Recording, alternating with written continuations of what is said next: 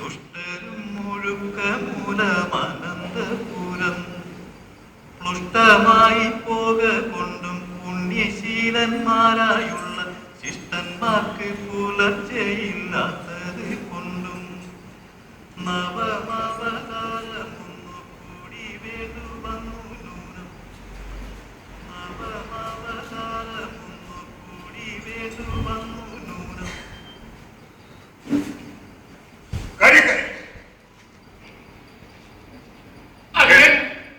ക്ഷേത്രത്തിലെ വിശേഷ പണികളെല്ലാം പൂർത്തിയായി.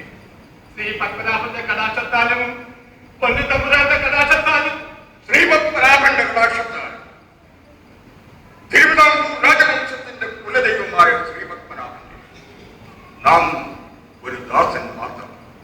ശ്രീപത്മനാഭദാസൻ ദേവന്റെ കാരുണ്യപൂർവ്വമുള്ള അനുഗ്രഹ വർഷത്തെപ്പറ്റിയും നമ്മുടെ മനുഷ്യ യത്വത്തെപ്പറ്റിയും ഒറ്റ ശ്വാസത്തിൽ ചേർത്ത് തുടരുന്നു.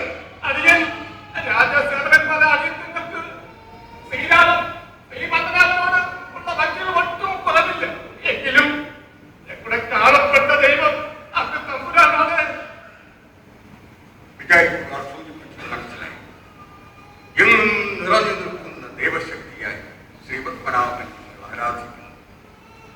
ദിവസവും നിങ്ങൾ നമ്മെ കാണും. പക്ഷേ ദൈവം ദൈവം അതോർന്ന് വേണം. സ്നേഹാദരങ്ങൾ കൊണ്ട് കൂടുതൽ സ്തുതിച്ച് നമ്മ ദൈവതുല്യനാകട്ടെ. അടിയൻ ചെയ്തു പറഞ്ഞു പോയ തെറ്റുകൾക്ക് പ്രായശ്ചിത്തം ചോദിക്കുന്നു.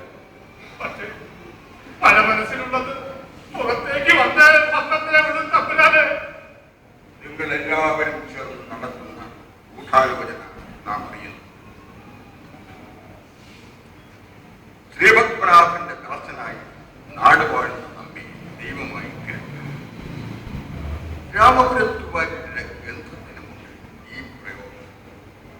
നവമ അവതാരം ശ്രീപത്മനാഭൻ വിശ്വം നിറഞ്ഞു നിൽക്കുന്ന അങ്ങവിടെ പാപിയായ ഈ മനുഷ്യനെവിടെ കവിഭാവന അല്ല, ഇതേതോ ഗൂഢാലോചനയുടെ ഫലമാണ്. രക്തക്കറയുടെ മൂടുപടത്തിൽ നിന്ന് രക്ഷപ്പെടാൻ നാം എത്തിച്ചു. ക്രൂരമായ അപവാദ സ്ഥലങ്ങളിൽ നിന്ന് ഒഴിഞ്ഞു മാറി സ്നേഹവും സഹാനുഭൂതിയും പ്രദാനം ചെയ്യുന്ന ഒരു രാജാവാകാൻ നാം എത്തിച്ചു. പക്ഷേ ശ്രീപത്മനാഭന്റെ അവതാരത്തോടൊപ്പമുള്ള ഒരു സ്ഥാനത്തിന് നാം കാക്ഷിച്ചിട്ടേയില്ല.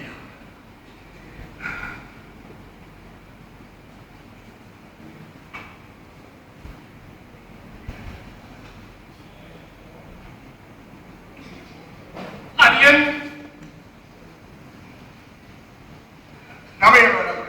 അടിയൻ